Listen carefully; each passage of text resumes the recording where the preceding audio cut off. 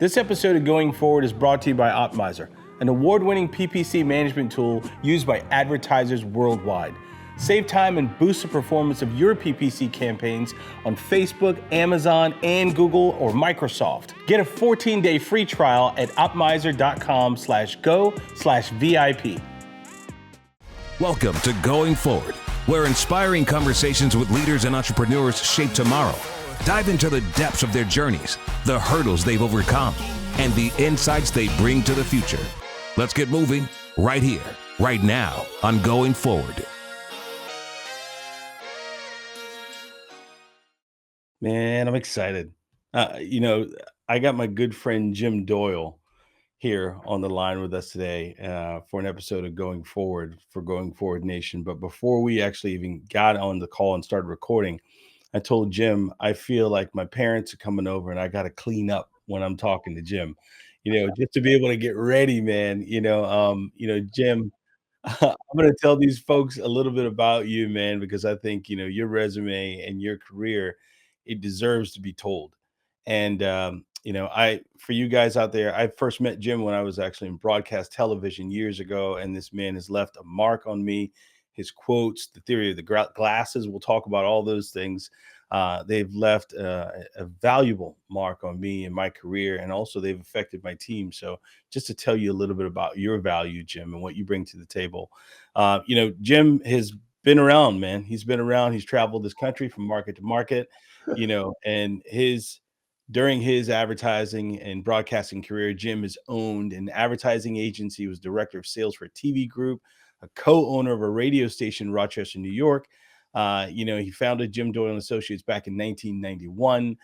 Jim has presented marketing workshops for businesses, brands, people, over 500 cities across the country. And your signature program was Upgrade Selling. I am proud to be able to call you friend. I'm proud to have you on the show. Jim, thank you for being with us, man. Oh man, this is cool. And thank you. By the way, I've been following, obviously following your success in your company, but following your podcast. And I looked at the guests, and I think I'm the oldest guest you've had by about 20 years. So I don't know what that means. If you're interviewing a 74-year-old guy on a Going Forward podcast, Oh my God. That's sort of a limited deal. So I saw Taylor Swift in Europe in May, and I felt the same way. I was the oldest guy in the place by about 20 Oh, come on, man. Oh my gosh, man. Jim, I'm really excited to talk to you today. We got a lot to dive into, man. One of the things I want to kind of jump into is you've wrote a number of books, but you have your latest book that's out right now.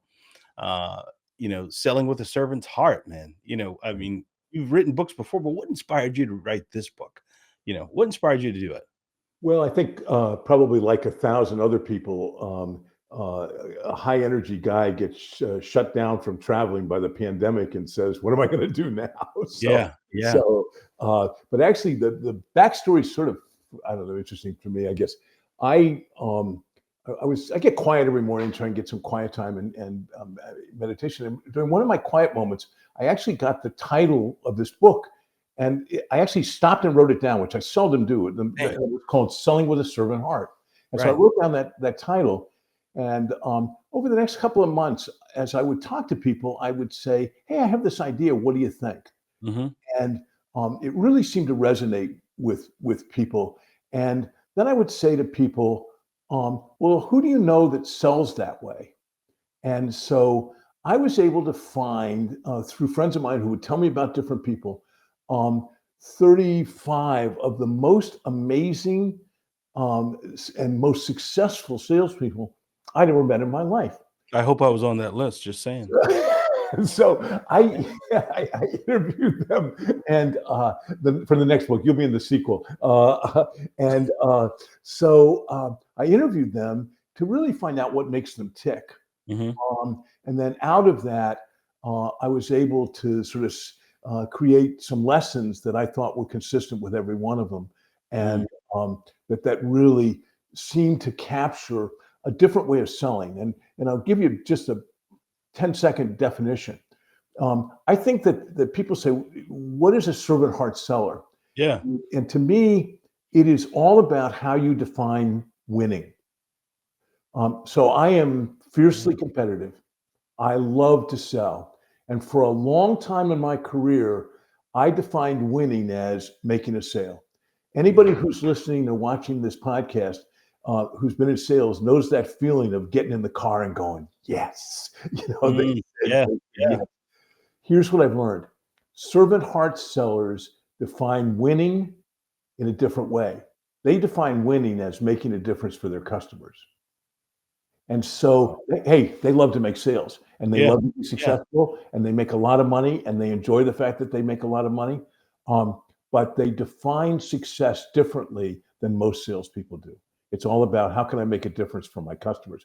And so, if you're watching or listening to this and you're a salesperson or a business owner, because we interviewed 5 or 6 different business owners to have them talk about how they incorporated in that principle in their company to make it more than just words. Yeah. Because anybody can say, yeah. But how does that change your process? How does that change the way you work with a customer? How does that change the way your company interacts with someone? That's really, sort of how you can really, do we walk the talk? Hmm. Yeah, but let me ask you this though. I mean, I love the way you put it, but it seems like I don't know if like selling's gone faster or it's more accelerated now. I mean, because now you see people, you go on YouTube and everyone's an expert selling you a program, putting you in a funnel, and it's like they have less patience when they're selling now. So how does that align now? Well, so I have a strong opinion about this. I think there's a lot more pitching going on, but I'm not certain that there's a lot of effectiveness in a lot of what I see out there. Every business owner that's watching this gets how many unsolicited LinkedIn messages from somebody who wants to connect with you, and an hour later they want to have an appointment to talk about their lead generation service or whatever, or something. That's not building a relationship that's built for long term. I've got retired on my LinkedIn profile and I get 10 of those a week. Come on, so That tells you that they're not paying attention. that They're tells me not they're paying. not. And if you're not paying attention, remember Zig Ziglar's old line about nobody cares how much you know until they know how much you care. Well, if you Right. can't even take the time, so I think there's a difference between pitching and selling. Mhm. And if you talk to the folks that I interviewed, we had a guy, the average mortgage broker who's successful in the country will write 5 or 6 mortgages a month, 50 or 60 for the year, and that's a successful mortgage broker. We interviewed a guy who did 50, Hmm. who's got a relationship with his referral sources that is just incredible. I have a guy who we interviewed a guy who sells more recreational vehicles himself than 95% of the RV dealers in the country. Um, Wow. but he takes a phone call from a customer who's got a question when he's away on a vacation in Argentina, and he carries a satellite phone to be able to do that. This He's is committed. this is not showing up on YouTube in a channel philosophy. And by the way, I think there's ways to use that kind of stuff that are effective to help build an image for what I do, build a message for. I think I've seen a lot of people do that effectively on LinkedIn. But at some point, it's got to be connection. And that hasn't changed a lot in the last 25 years. You had a line, you had a quote, and you said, "There's a common misconception that being good at sales necessitates aggressive closing or finding ways to effectively answer client objectives." Yeah. One of the biggest myths, so I started as a sales trainer, 100 years ago, and I understand the close early and close often and Mm, ABC, always be closing, and all this crap that I was probably guilty of sharing and others were sharing. What I found from talking to the most successful people is if they've done a great job of understanding what that customer's issues are, Right. And providing a compelling solution. Nobody has to say your pen or mine. Nobody has to. These True. kinds of True. things that we play. They're very conscious of the fact that they'll say this to a potential customer at some point. Does this make sense? Does it make sense to go forward? And I guess that's a close of sorts, but it is not hard sell in any way. Rory Vaden, who's a colleague of mine in the National Speakers Association, a great speaker, and he came up, selling door to door. And so when I interviewed him, he said, in the early part of my career, I was taught, that customer's got your money, and you got to go get that money. And Wow. he said, today I couldn't be further from that. That's not what great communicating is not, and that's the kind of selling. Look, I get on my soapbox a little bit about this. Don't you think that kind of selling gives salespeople a bad name, and Oh, yeah, it has does. a lot of people not even considering going into sales because they see the stereotype, maybe in a hard sell, used car lot, furniture store situation. That's not Yeah. effective. That's not effective. So. Let's just say, okay, it's 2024 now, and go back to 2020. Did customers have more patience to be sold to back then?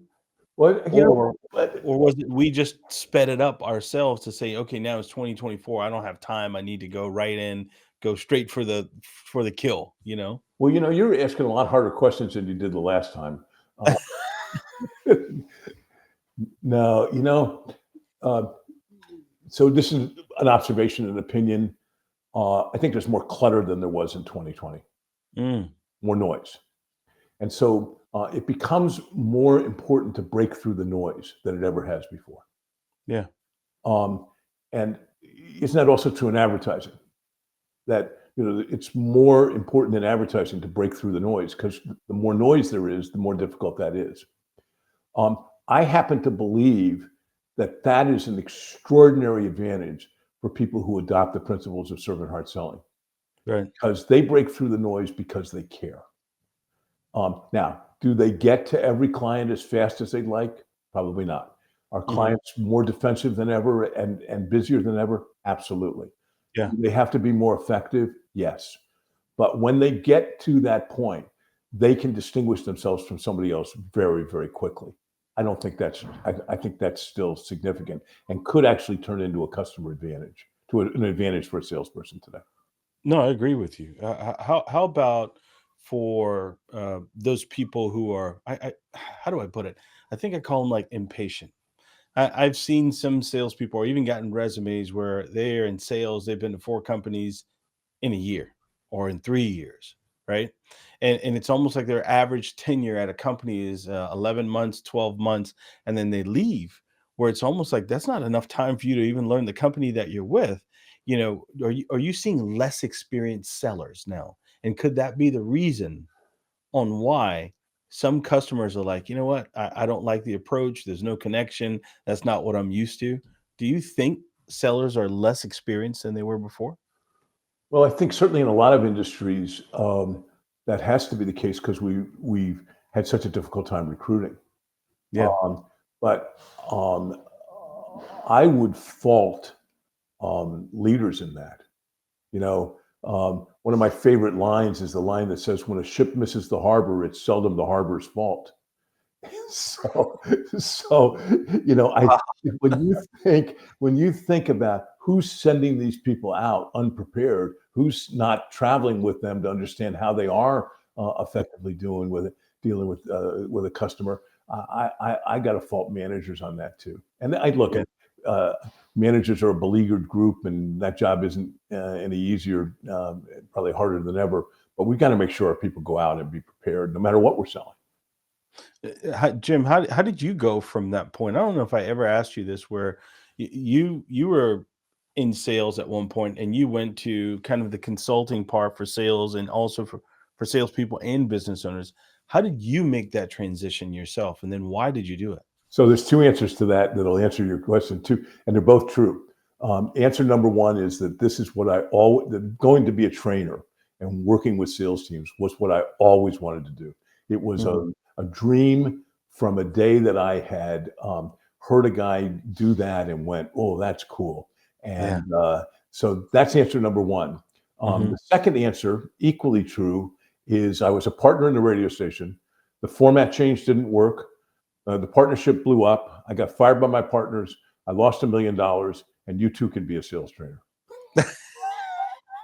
So Hey, that's one hell of a motivational quote, and you exactly. too can do it. You put that out, and you'll get people to sign up for you just immediately from that, Yeah. you know? So Oh, man. both of those are the truth.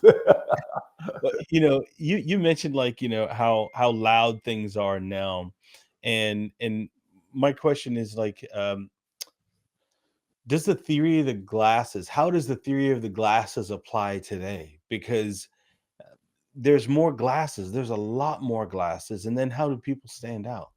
So for people who don't know what we're talking about, I said for many years that advertising was like pouring water into a glass, and a glass was any specific and individual place that you could advertise.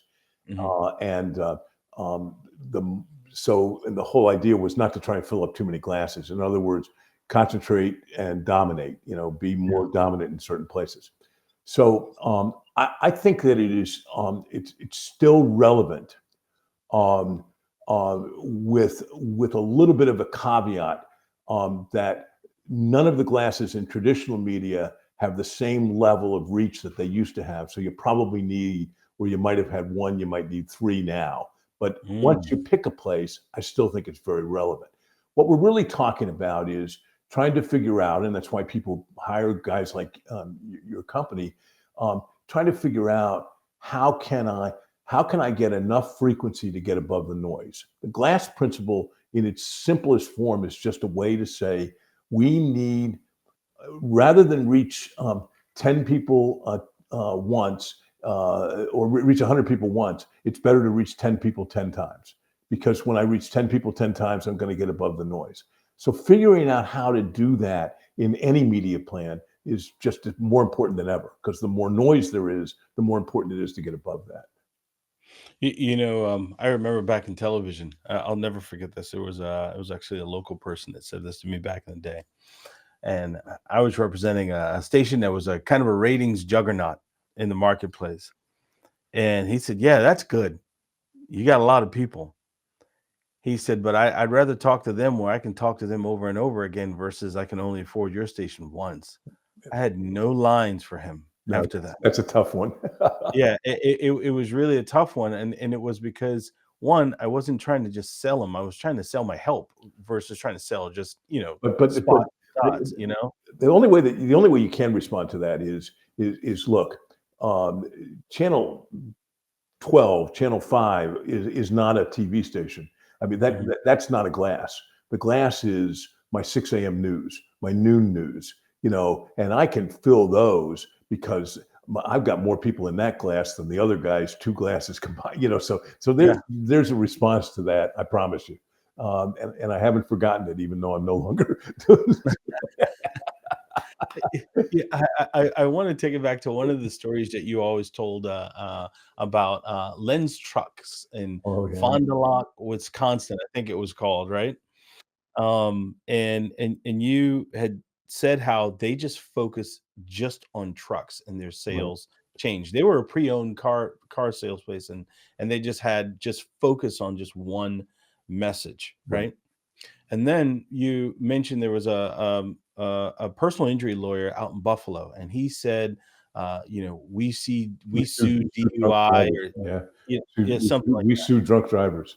we sue drunk drivers is what Right. he said. Yeah. So with those two things and how each of those two different areas just kind of had focus and then they had success, what can you say to a lot of the advertisers out there? Because you see them in your market, I see them in mine, where every attorney wants every person or they want to be all things to all people. I mean, what could you say to those people, Jim? That's at the heart, really, of what we believed and preached, and I still believe is accurate. it goes back to, just to give a little bit of background. Um, Mhm. in any category, in any product category, the human brain only remembers four or five, like store names, restaurant names, brand names of any form, attorneys' names. So I don't walk around trying to remember the names of 73 shampoos. I mean, one or two is pretty much going to get me through life. Mm.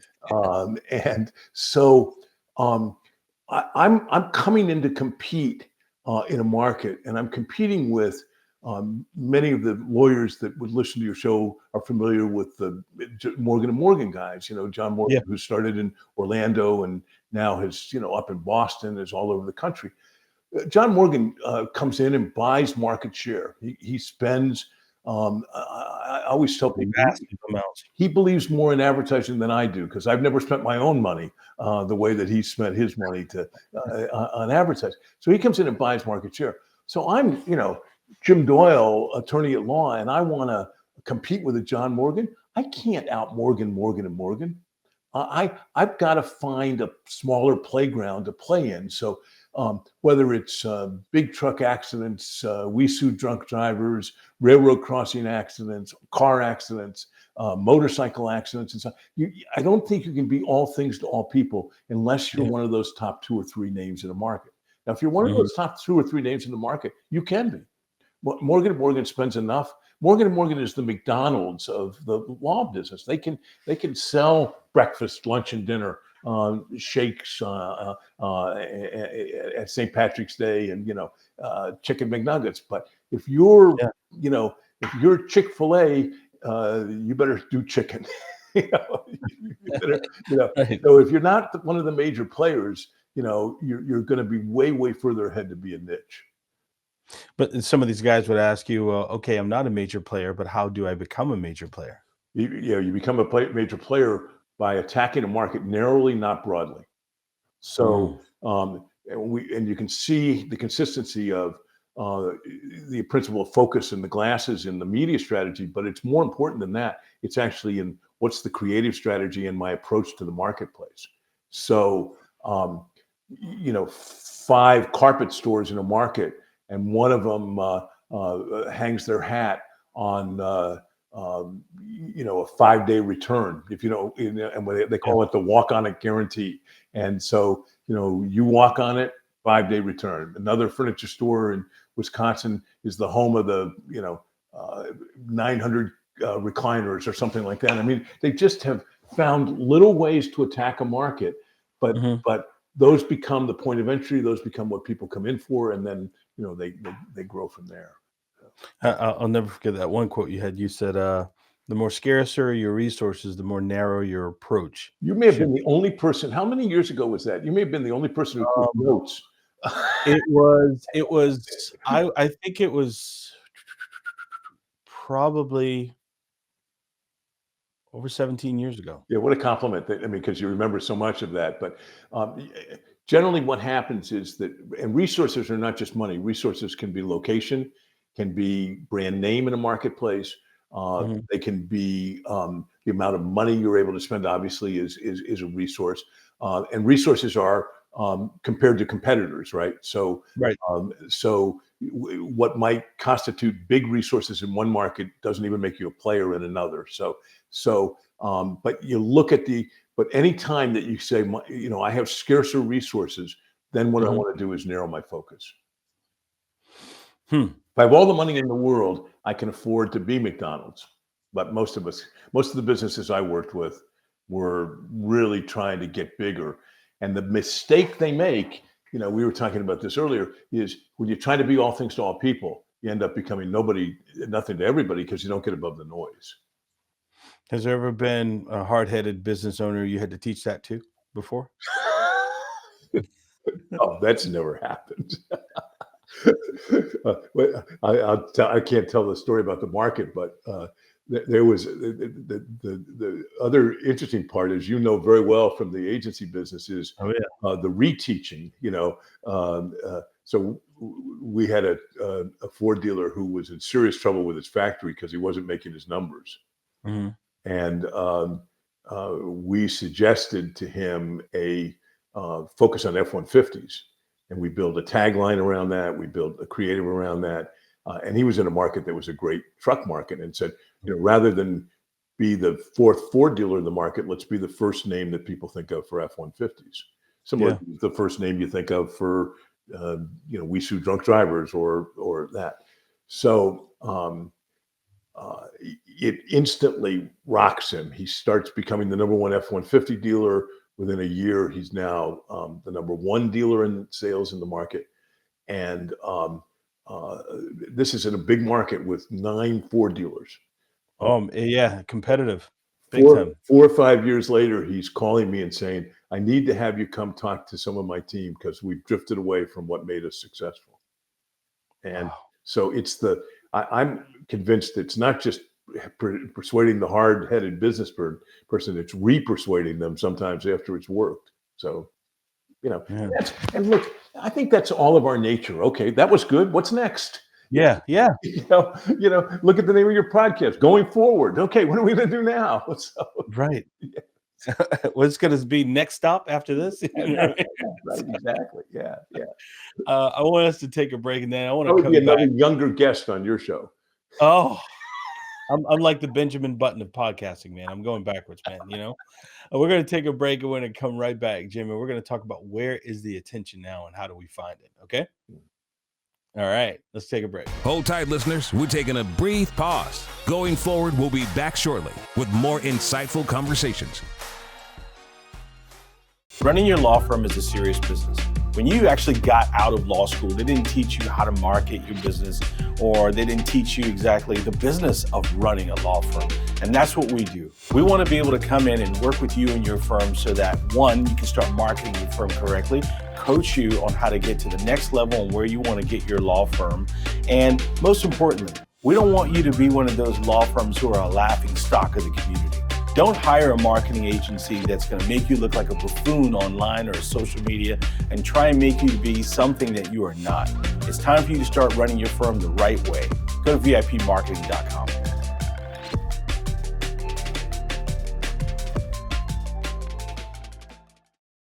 Hey, it's Eric here from VIP Marketing, and I want to ask you, digital marketers, something. Are you frustrated with your current PPC marketing campaigns? Well, I want to tell you about a tool that we use here at our agency. It's called Optimizer. You have the ability to get your reports up to date and make sure that you get alerts on them. You can even work into workflows as well. So if you're frustrated with your campaigns right now in the reporting systems that you use, I want to give you a 14-day free trial of Optimizer. Go to optimizer.com/go/VIP. Welcome back to Going Forward. We hope you're recharged because we've got an exciting second half waiting for you. Get ready to dive deeper and be inspired. Let's keep the momentum going. Wow, that's Jim, great. Thank you, man.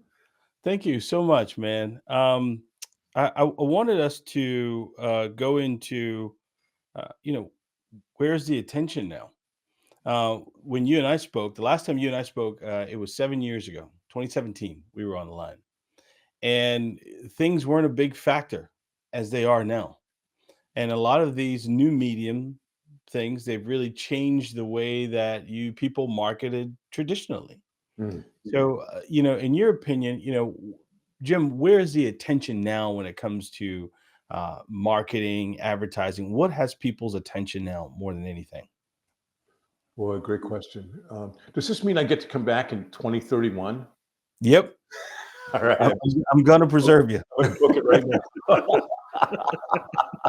Yeah, it'll be Going Downward will be the name of the podcast. It's so interesting to I don't how about my answer is I don't know. I think more there was a time when I thought I knew more about marketing car dealerships than almost anybody in the country because we spent a lot of time in that space. Now, I think if I walked into a car dealership, I'd be going, I don't know. I will say this. It's my favorite line, and I think it really describes marketing today or the opportunities today. There was a San Diego car dealer who said to me one day, he said, today I go hunting with a rifle and a shotgun. So I want to have pieces of my media plan that are more mass media. Because if you Mm, look at the Olympics and you look at, the big football games, we still have the capability to reach a lot of people in a hurry who are doing the same thing at the same time. And mm, the power of, video's ability to deal with a message is really, really cool. Um, yeah. and Wow. that hasn't changed. Wow. But I think that the rightful part is this ability to target people, to retarget people after they've been to my site, to get a clearer sense of who my core customer is, geographically, demographically. But there's a risk to doing that, and it's the reason I'd still have some piece in traditional. I read a statistic that said, Golf Digest is the biggest golf magazine that there is. Mhm. Um, but less than 5% of the golfers read Golf Digest. So Really? I can target golfers with Golf Digest for sure. It's 100% target. Nobody is picking up Golf Digest, to learn about pickleball.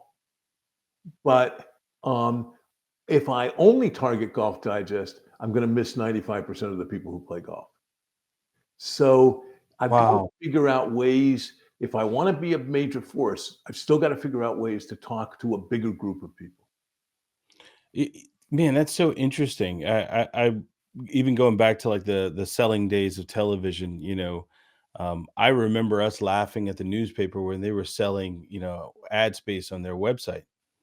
And now, in television, back then we were like selling 300, 250, Yeah, yeah, yeah. on our website. It was all about targeting our website. And the truth was we were missing the user. Right.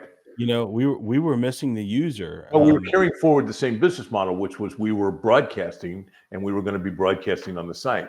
But I think, Yeah, um, that same digital salesperson today would have a way different look at things and yeah. really would be. But I still and I love video. So whether I can target a customer on YouTube or Facebook, and I can use video in other ways. I still think there is nothing more powerful than video's ability to convey a message. Do you think like technology and all these things, speaking of video, that all these things are just moving so fast, Jim? And I don't mean this to be joking, but one of the things I found as you get older is everything seems to be moving faster, and I'm not Mhm. sure if that's reality. My parents needed kids to come over to adjust the 12 flashing on their VCR, and there's some days when I feel like I need to have some kids come over to help me figure Mhm. this stuff out. I have two kids who are both in the digital space and have Mhm. and are just really teaching me and I want to keep learning about it, but Yeah. it is definitely, as it's definitely changing. Oh, it is. I mean, there wasn't talk of AI writing content or creating videos for you, 10, 15 years ago. We weren't thinking about those Right. things. Now, some people are like, agencies are like, great. It helps me with our efficiency. And, some people see it as like it's a threat to my job, you know. It's a threat to my job and what I do. I mean, how do you see, even though you may not deal with it a ton, but how do you see AI in the future of advertising and So marketing? when I come back in 2031, it'll actually be an AI generated image. So We'll have AI Jim Doyle. I want to make a point, and actually I'll credit my daughter Cassie with this because I asked this question to her. She got a master's in the School of Internet Studies in Oxford. I mean, so she's like one of these bright kids. And I said, is the threat to employment real? And she said, well, yes, but. And her but was, think of all the jobs that exist today that didn't exist 10 years ago. It's true. We didn't have a digital strategist on our team. We didn't have, digital media people. So every technology creates uncertainty and change, but every technology also creates opportunity. So I am not one of these woe is me. Yeah. You better go back to become an electrician because we're always going Right. to need electricians. I think I think there's going to be opportunities. I would say to newer people, and especially the people in their 40s and 50s and 60s, don't resist change. Yeah. Fall in love with change, because I think the people who get left behind sometimes are those who go, who too soon entered the dinosaur phase of their career. And so you've got to embrace change, because it's coming. I agree. I agree. I think the genie's out of the bottle with a lot of this stuff, and it's not Of going course. back in, It's you good. know? It's good. But and some of it is exciting. Uh, Mhm. just the stuff that you can do today Yeah. Oh, is yeah. just amazing. Somebody was telling me that they took contract language and pasted it into AI and said, "Give me a plain English understanding of this." You know, I mean, that's the kind of stuff that, as a business owner, Yeah. I'd say, "Yeah, man, I can do that." I put in ChatGPT a walking tour of Athens. I said I want a 3-hour walking tour of Athens, leaving my hotel. Boom, Get three out of here. seconds later, it's just so. So all the things that it can do are just extraordinary. But I think it's going to create opportunity as well. We're in one of these, how do you call it, over communicated societies, and back then we used to talk about this word frequency, like, oh, you had to have a 3 frequency, 4 Right. frequency. I mean, what does the frequency need to be now, and does it mean anything anymore? Yeah. Well, first of all, I'd never the whole 3 frequency thing. I always rejected, because that was average frequency, which meant Hmm. that some people saw it 10 times, and most people saw it once, Yep. or heard it once. So I've always been a big believer that you need multiple exposure, multiple impressions, and it's way more than 3. Hmm. And the more noise there is in the world, the more that has to be the case. Hmm. That's the short answer. The more noise. Um, but you don't want to just maybe on a slightly different subject. Part of, I think, our responsibility. I mean, if you said to me, "What's the most significant change in my life since the last time we talked?" It would have to be um, uh, getting into a daily practice of slowing down through meditation. And Mm. I'm a big believer in slow down to go fast. um, I've got to continue to stay centered so I don't get flustered by all this change. I've got to continue to be Great connected, point. so slow down to go fast. Um, That's uh, a great point. yeah, Great point. so I want to ask you about this word, and this is my question to you. This is me, taking advantage of me knowing Jim Doyle. Um, the word ad agency just sounds, or at least to me, it just sounds or feels ugly, because I feel like agencies do a lot more than that. Or should we lose the word agency? Growth partner, in your opinion? I mean, how do you think that word makes people feel, like an ad agency? It sounds so disconnected, almost. yeah, gosh, I don't know. It'd be interesting to see research on how that makes people feel. I don't have any strong, like, negative sense of that. I think it doesn't describe adequately the work a really customer focused agency does today. Mm, Um, but a lot of it is how's a law firm going to find you? Well, they're probably going to Google legal advertising agency. So I guess I wouldn't change my name right away until right, that stopped. So right. so That's a question I've wrestled with, yeah, because it's almost like you're grouped into, like, you use the term, like, one person making it bad for everyone, right, but it's almost like you're grouped into this term because they could have had a bad experience with someone who presented themselves as an ad agency, and we may say, yes, we're an advertising agency, but we're more of a growth partner. So it's like, I guess, trying to figure out your USP, or really kind of how people should refer to you. So I always wondered about the connotation when people would hear the word ad agency, you yeah. I know? don't know. It's interesting. I don't have any. I don't have any negative sense other than having done battle with guys like you my entire career.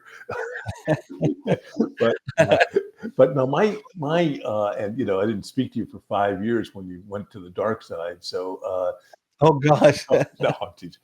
I think that look, I differentiate. I'm going to differentiate myself from Mm, my competitors. If I'm in your situation, um, in the conversations I have right from the beginning, when I'm asking questions that no one's ever asked them. Um, mm. you know, when I was writing the book, one of the things that the chapters is based on. A friend of mine one day, one of these, I have a friend who like asked me these questions there were no answers to, like, what do you want to do when you grow up? And one day he asked me a question. He said, Jim, why do you think you've been successful? And I had an immediate answer to that. And I said, I think it's because I've asked a million questions. Wow. And I believe that the most effective communicators in sales or when you're selling agency services or anything else are going to walk into a client meeting in the beginning stages, not saying, here's what we do and here's our capabilities. I'm going to avoid that at all costs. I want to find out what their issues are, what the competitive situation looks like, where their challenges have been, what mistakes have they made, where do they want to go over the next 5 years. Um, and that's how I can position myself immediately as being a growth partner. And I'm be very clear to a client that, look, if the solution is advertising, we're going to talk about that. But if the solution is how you answer the phones, we're going to be working on that as well. We can Great. Wow. so we can take a lead and make sure that that lead gets converted to an initial meeting. So we're going to, I think I can position that in my face-to-face conversations. But as long as people are still Googling lawyer advertising agencies, I'm probably not going to change the name. Certainly not going to change my Google search terms. That's for sure. Yeah, that's another 30, 40 years before people look at it Right. differently. Yeah. And so you don't get too far ahead of your skis on that one. So Yeah. yeah. Do you do you think television is still as relevant as it once was? Well, I think every media has changed. The question is it still relevant? Mhm. So we just had the 15 days of the most relevant television in history. Yeah. Yeah. Well, yeah, with the Olympics, Is yeah. it still relevant? Sure. Is it as relevant, or is it different than it was? Absolutely. Yeah, absolutely. And audiences are shrinking. Uh, Streaming is huge. So we've got to find other ways as well to try to communicate with potential customers. Jim, what do you think is more powerful, television, social media, or streaming? Uh, it's a great question. When I was doing Q&A after seminars, if the questions were this hard, I'd like say, okay, got to go. Thanks for being here. But it's your show, so I can't even go, oh, nice to see you, Eric. Oh, Yeah, technical difficulties here. I think I'm getting disconnected. So, here's the best answer to that. I'm still trying to understand in my own mind how we get frequency with streaming. I know the eyeballs are there, but are they there tomorrow yeah. night? Are they there the next night? I So I love the predictability of like a newscast back in the day, or Mhm. 15 nights of the Olympics, because the guy who's there Tuesday is also there Wednesday, also there Yeah. Thursday. I can reach him 3 times. I'm challenged to figure out how to do that on social media, or on streaming rather, because I'll do this, I'll do that, and so I'm not exactly sure how the strategy is on that yet. I'm still trying to learn that and figure that out. No, I mean, I think the rest of the world is too. yeah, I don't think anyone's got it blueprinted, for, but I at all. but there's another answer to your question, and one that you'll like because of the creative chops that you have. Where's the message going to be great? A crap message on a great media is not going to outperform a great media on a great message on a crap media. So I mean, it's you need both parts of the equation. So um, Wow. I should have said that differently, but because I mean, I don't think a crap media is going to work. But where's the message going to be good? Where's the message going to be compelling? I see a Mm. lot of businesses who ask for the order in one form of their media, but their social media stuff is blah blah blah. Well, blah blah blah is going to get blah blah results. Wow. We're going to take a final break, and I want you to come back and I want you to tell us where to find the book and what is next on the horizon for Mr. Jim Doyle. We're going to take a final break and come right back. Hold tight, listeners. We're taking a brief pause. Going forward, we'll be back shortly with more insightful conversations.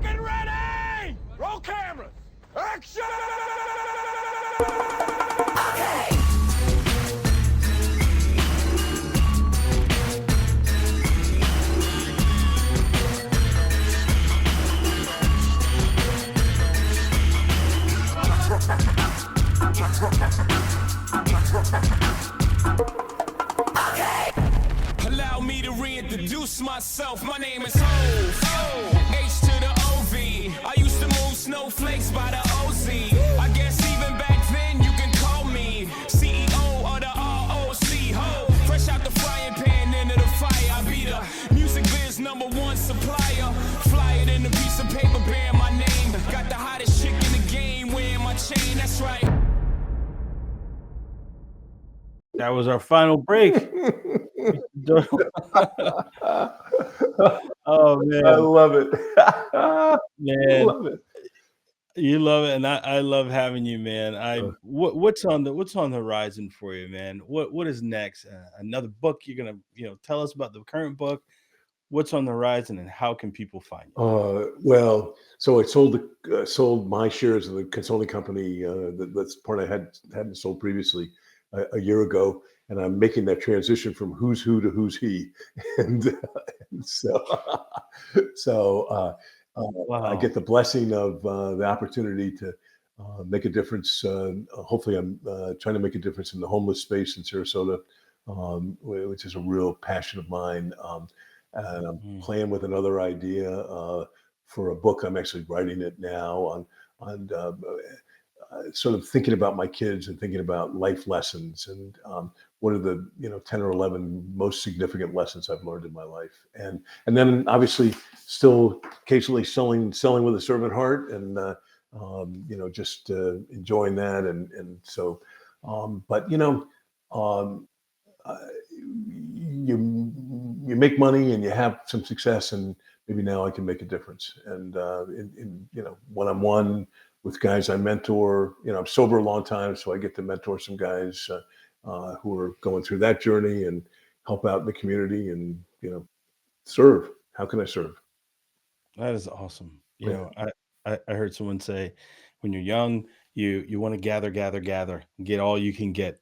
yeah, And then when you get older, you want to have a sense of purpose, and then it's more of just giving, either giving time or resources, whatever it is. So, yeah. I mean, I applaud that. So, can they find the book on Amazon? Yeah, Correct? the book is on Amazon and Audible for sales guys who use their car as their listening space. Kindle, so all the formats. Yeah, it's done great. I'm really, really privileged to have been part of that. So, and Jim, thank you for this.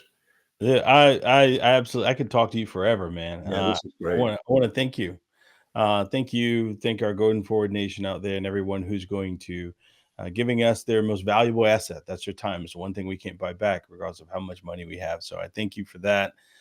Thank you to our guest, Jim Doyle, Right. who was on the show. Jim, if you can hold the line for me, man. I just want to tell you thank you again, and also tell you I think meeting you is probably one of the best things that ever happened in my career. I tell you that. That is no lie. I've seen a lot of traveling people come through those broadcast companies that I've worked with. And there was the things that you said, how you delivered them, and how you took time that really made a huge mark. When you came into this market, into the Charleston market, I stood out because I was the only African American salesperson selling for a broadcast station. Yes. And, when we had to set up meetings, man, I set them up as much as I could for you when you were coming into town, because I really felt like the people that I was selling to, hopefully I had a servant's heart back then, You did. that they were really getting the value in what you were presenting. And so I want to tell you, Jim, man, you made a mark in me. You made a mark on our company, man. And I could not be more proud to be able to watch your content, read your book, and just see you there and still having some relevancy today. So thank you, man, for everything. You make me cry. Thank you. Don't you cry on here. Yeah, no, thank you. That's You cry. what a blessing. Thank you. It's great to see your success and follow your success. And to Going Forward Nation, this has been Going Forward. Thank you again. I want to thank you all for giving us your most valuable asset, your time. And also a huge thank you to our sponsors over at Optimizer. For all of you who are running PPC campaigns and you want to see how to do it better and get better results and actually boost the performance of your campaigns and save time, get a free trial at optimizer.com/go/VIP. If you enjoyed today's episode, please take a moment to rate our podcast and share it with a friend.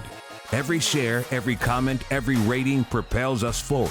For more content, insights, and updates, visit ericelliott.com. Remember, your journey, your story is what keeps us going forward. Until next time.